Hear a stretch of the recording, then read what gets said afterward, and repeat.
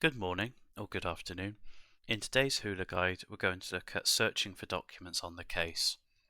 As the case progresses and you add more documents to it, naturally it may become a bit trickier to find exactly where they are. Instead of flicking between the different milestones to look for documents, I would recommend going to the Documents area and searching for them individually.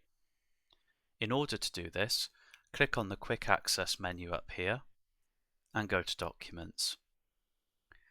In this area, by default, you'll see the folder view, which loads up the folders with the different documents in them.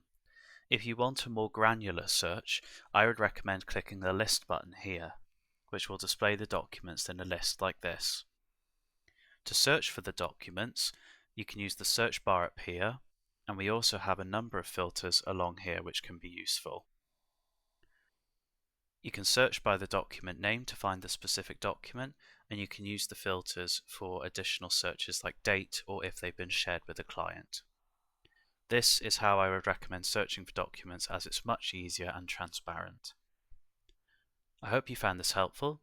If you need anything else, as always, pop us a call, send us an email. We're happy to help. Thank you for watching.